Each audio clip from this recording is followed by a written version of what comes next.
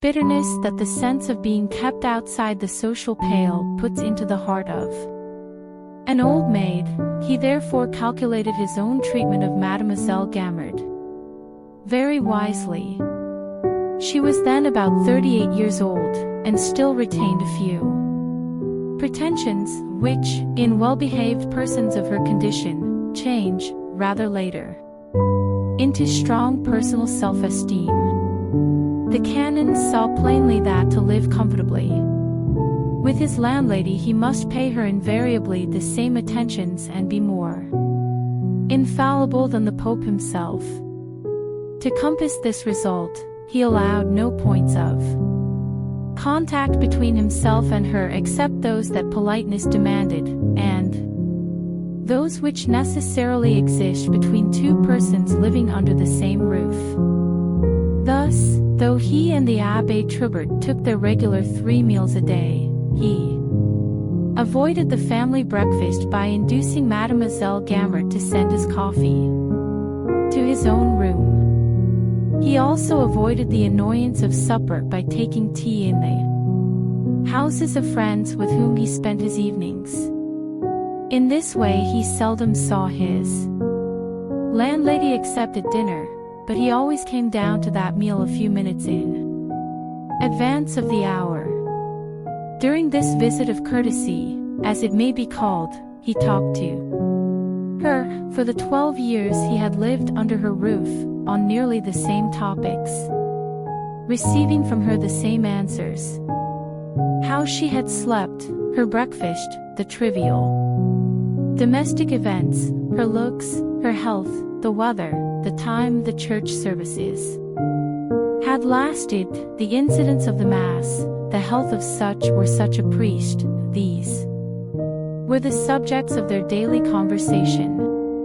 During dinner he invariably paid her certain indirect compliments. The fish had an excellent flavor, the seasoning of a sauce was delicious, Mademoiselle Gamard's capacities and virtues as mistress of a household were great. He was sure of flattering the old maid's vanity by praising the skill with which she made or prepared her preserves and pickles and pates and other gastronomical inventions. To cap all, the wily canon never left his landlady's yellow salon after dinner without remarking that there was no house in Tours where he could get such good coffee as that he had just imbibed. Thanks to this thorough understanding of Mademoiselle Gamard's character, and to the science of existence which he had put in practice for the last 12 years, no matter of discussion on the internal arrangements of the household had ever come up between them. The Abbé Chapelaud had taken note of the spinster's angles, asperities, and crabbedness, and had so arranged his avoidance of her that he obtained without the least difficulty all the concessions that were necessary to the happiness and tranquility of his life. The result was that Mademoiselle Gamard frequently remarked to her friends and acquaintances that the Abbé Chapelaud was a very amiable man, extremely easy to live with, and of fine mind. As to her other lodger, the Abbé Trubert, she said absolutely nothing about him. Completely involved in the round of her life, like a satellite in the orbit of a planet, Trubert was to her a sort of intermediary creature between the individuals of the human species and those of the canine species. He was classed in her heart next, but directly before, the place intended for friends but now occupied by a fat and wheezy pug which she tenderly loved.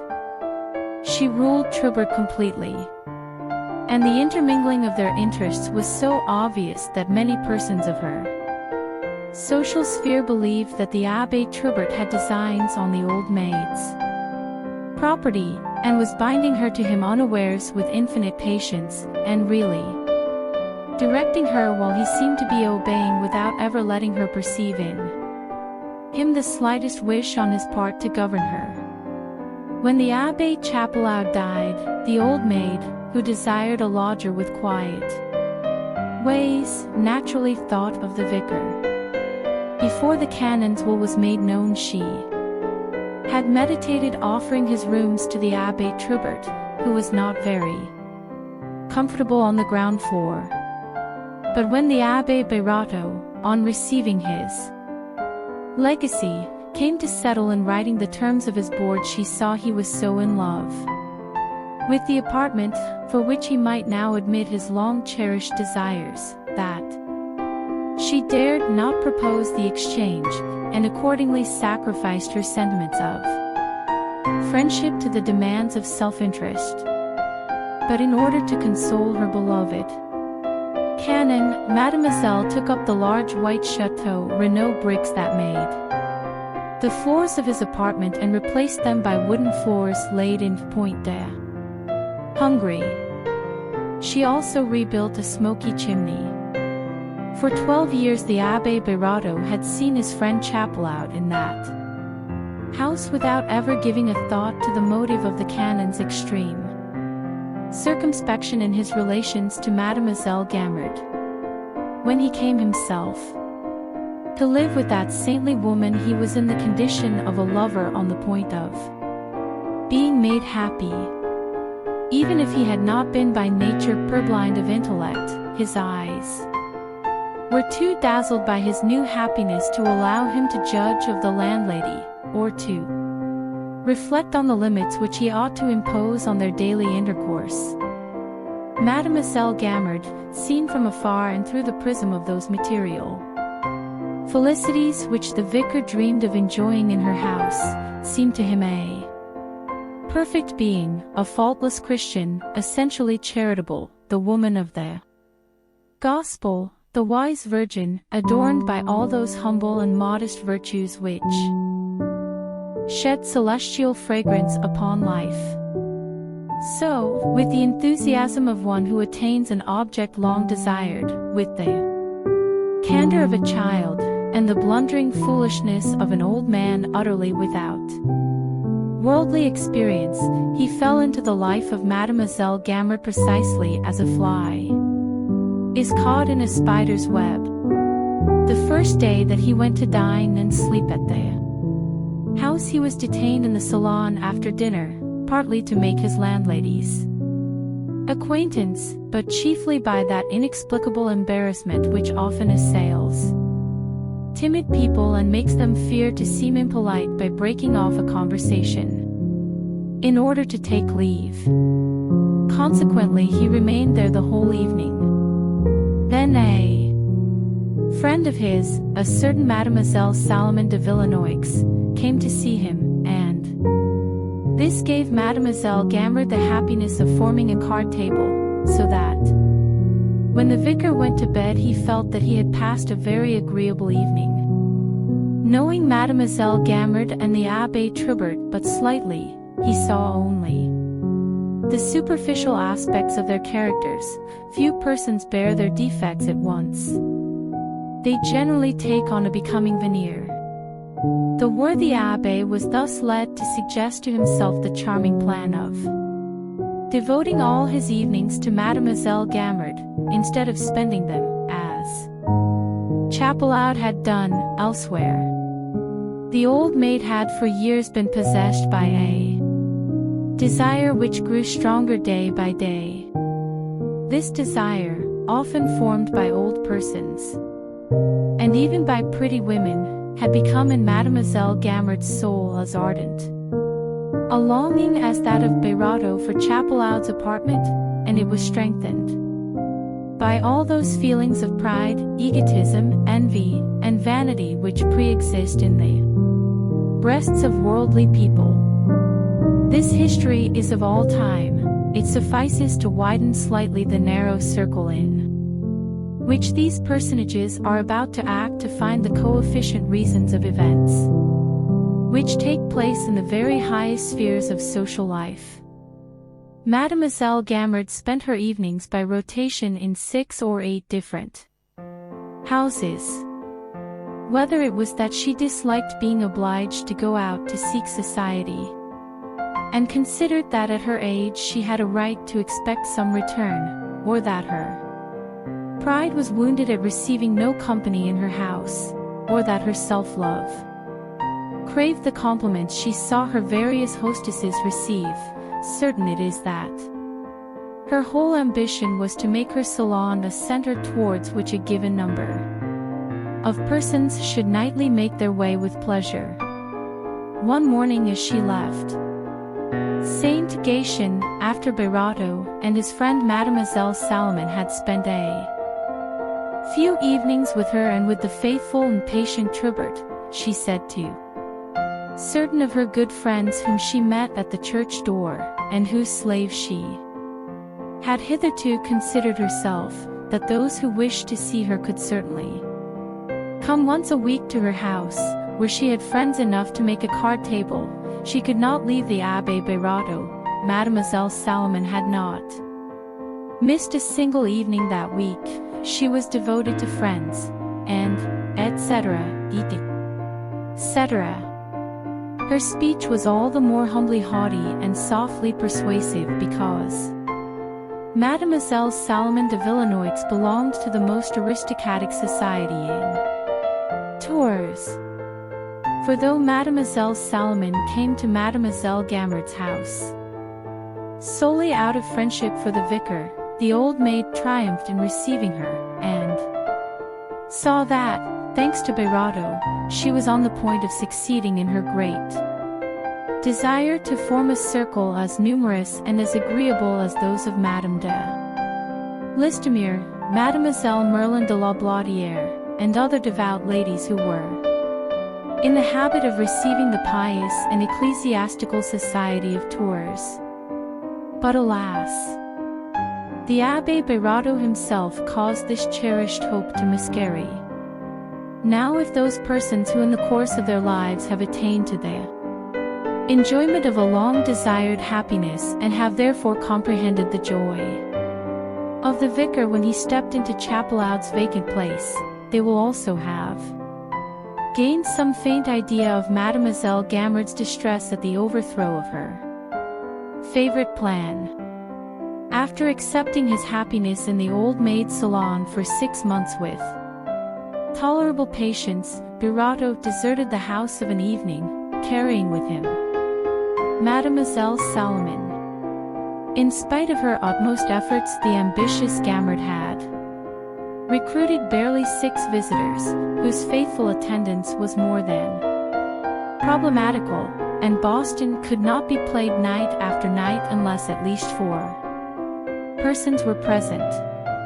The defection of her 2 principal guests obliged her therefore to make suitable apologies and return to her evening visiting among former friends, for old maids find their own company so distasteful that they prefer to seek the doubtful pleasures of society.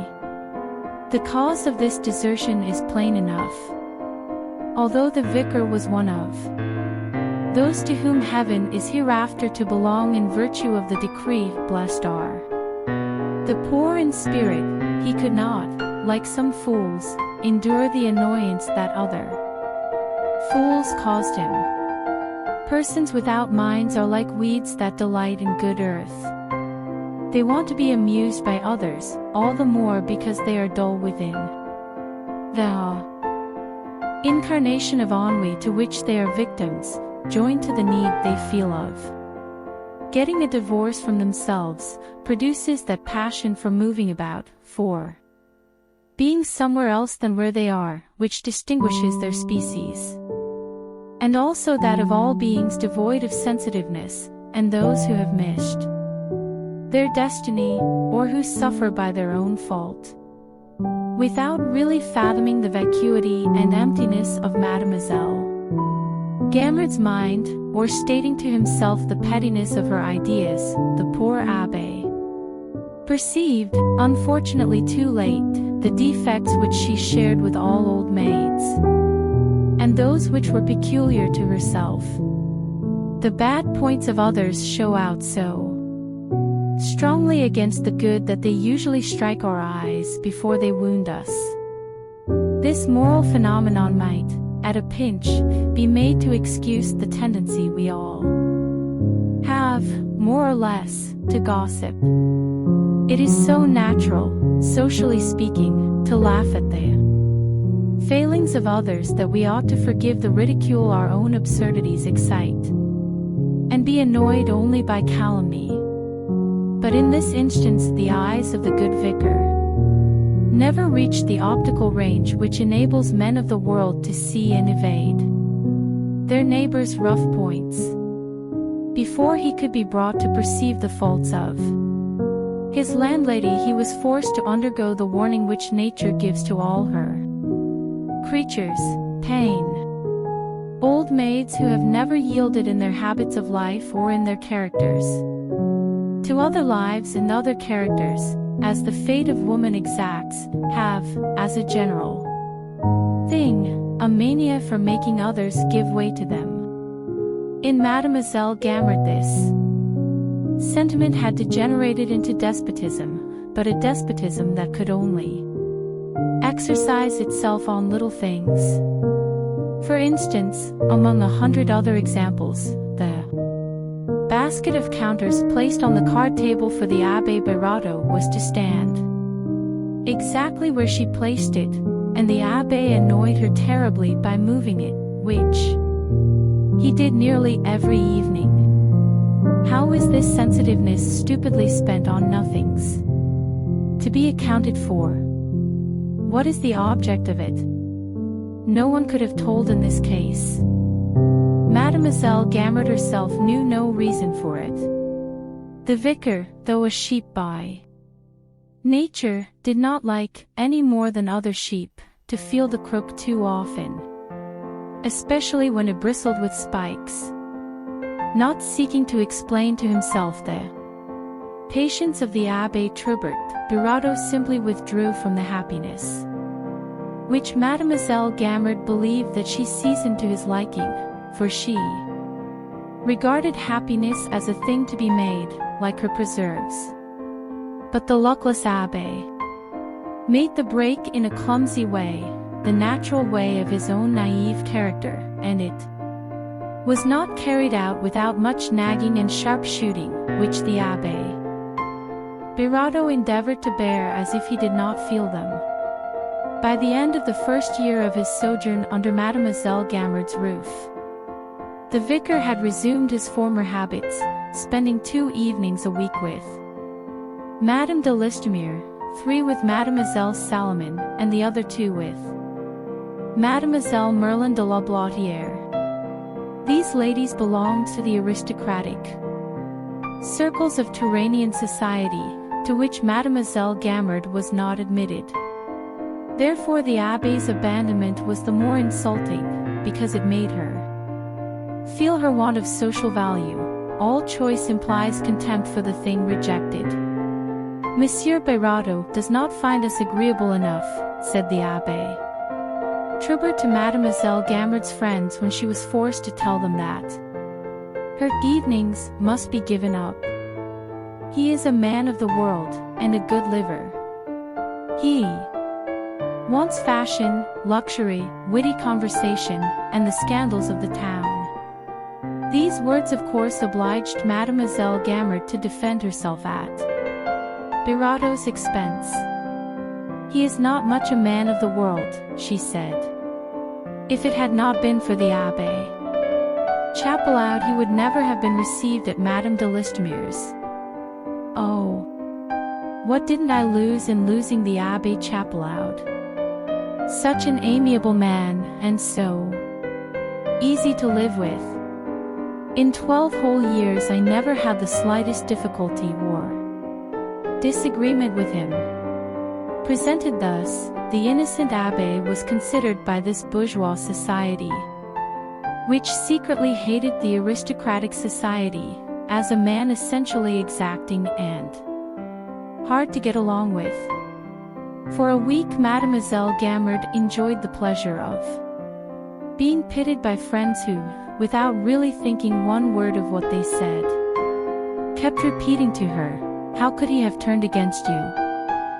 So kind and gentle as you are," or, console yourself, dear Mademoiselle Gamard, you are so well known that, etc. Nevertheless, these friends, enchanted to escape one evening a week in the cloister, the darkest, dreariest, and most out-of-the-way corner in Tours, blessed the poor vicar in their hearts. Between persons who are perpetually in each other's company, dislike or love increases daily. Every moment brings reasons to love or hate each other more and more. The Abbé Birato soon became intolerable to Mademoiselle Gamard. 18 months after she had taken him to board, and at the moment when the worthy man was mistaking the silence of hatred for the peacefulness of content, and applauding himself for having, as he said, managed matters so well with the old maid, he was really the object of an underhand persecution and a vengeance deliberately planned. The four marked circumstances of the locked door, the forgotten slippers, the lack of fire, and the removal of the candlestick, were the first signs that revealed to him a terrible enmity, the final consequences of which were destined not to strike him until the time came when they were irreparable. As he went to bed, the worthy vicar worked his brains, quite uselessly, for he was soon at the end of them, to explain to himself the extraordinarily discourteous conduct of Mademoiselle Gamard. The fact was that, having all along acted logically in obeying the natural laws of his own egotism, it was impossible that he should now perceive his own faults towards his landlady. Though the great things of life are simple to understand and easy to express, the littlenesses require a vast number of details to explain them. The foregoing events, which may be called a sort of prologue to this bourgeois drama, in which we shall find passions as violent as those excited by great interests, required this long introduction, and it would have been difficult for any faithful historian to shorten the account of these minute developments. The next morning, on awaking, Birato thought so much of his prospective canonry that he forgot the four circumstances in which he had seen, the night before, such threatening prognostics of a future full of misery. The vicar was not a man to get up without a fire. He rang to let Marianne know that he was awake and that she must come to him. Then he remained, as his habit was, absorbed in somnolent musings. The servant's custom was to make the fire and gently draw him from his half-sleep by the murmured sound of her movements, a sort of music which he loved. 20 minutes passed and Marianne had not appeared. The vicar, now half a canon, was about to ring again, when he let go the bell-pull, hearing a man's step on the staircase. In a minute more the Abbé Tribert, after discreetly knocking at the door, obeyed Birato's invitation and entered the room. This visit, which the two abbés usually paid each other once a month, was no surprise to the vicar. The canon at once exclaimed when he saw that Marianne had not made the fire of his quasi-colleague. He opened the window and called to her harshly, telling her to come at once to the abbé. Then, turning round to his ecclesiastical brother, he said, "If Mademoiselle knew that you had no fire, she would scold Marianne." After this speech he inquired about Birato's health, and asked in a gentle voice if he had had any recent news that gave him hopes of his canonry.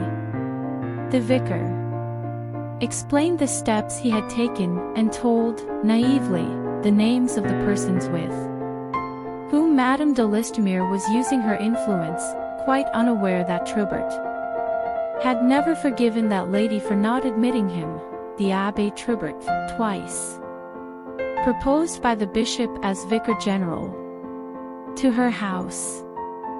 It would be impossible to find two figures which presented so many contrasts to each other as those of the two abbés. Trubert, tall and lean, was yellow and bilious, while the vicar was what we call, familiarly, plump. Birotteau's face, round and ruddy, proclaimed a kindly nature barren of ideas, while that of the abbé, Trubert, long and ploughed by many wrinkles, took on at times an expression of sarcasm or else of contempt, but it was necessary to watch him very closely before those sentiments could be detected. The canon's habitual condition was perfect calmness, and his eyelids were usually lowered over his orange-colored eyes, which could, however, give clear and piercing glances when he liked.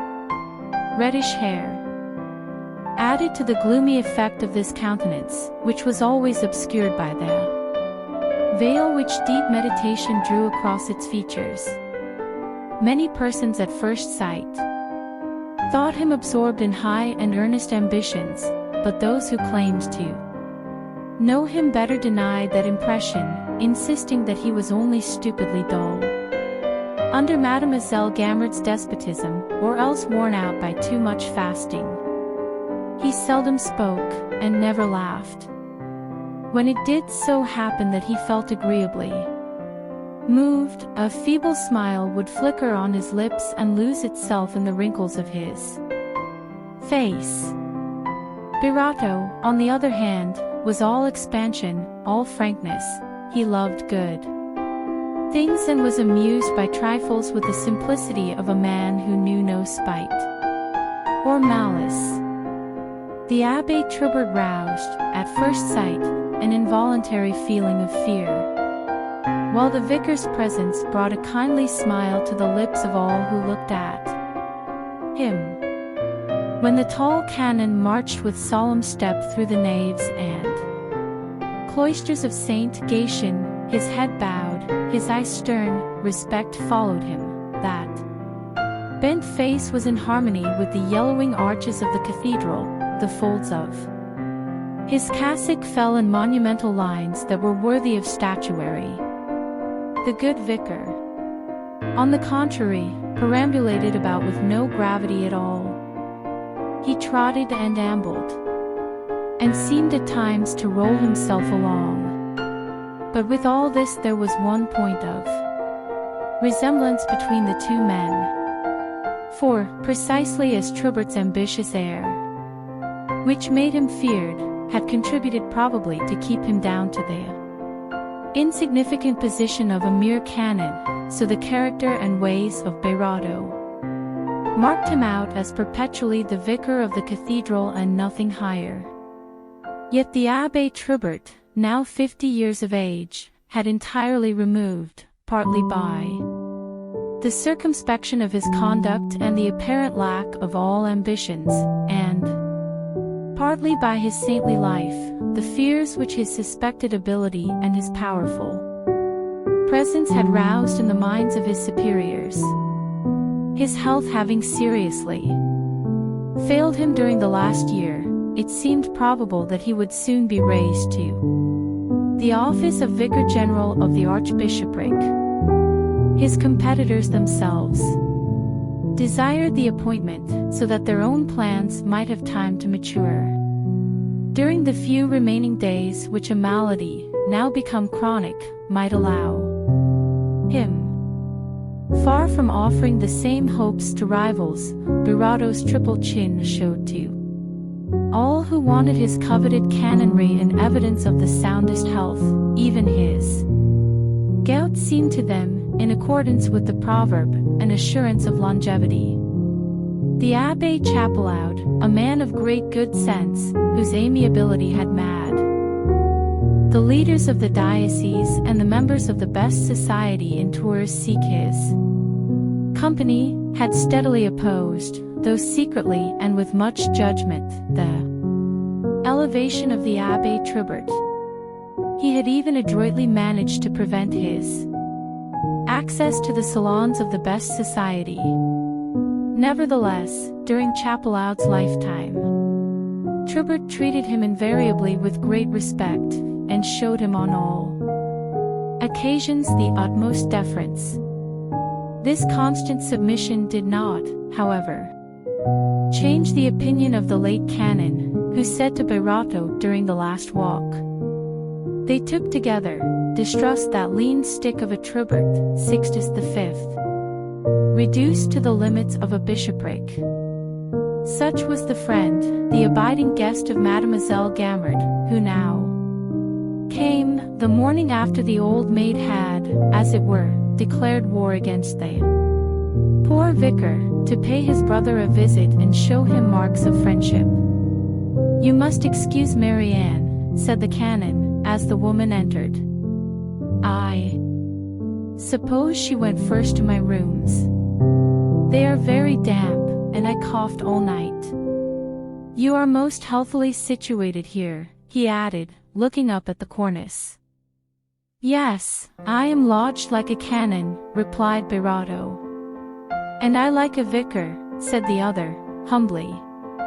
"But you will soon be settled in the Archbishop's palace," said the kindly vicar, who wanted everybody to be happy.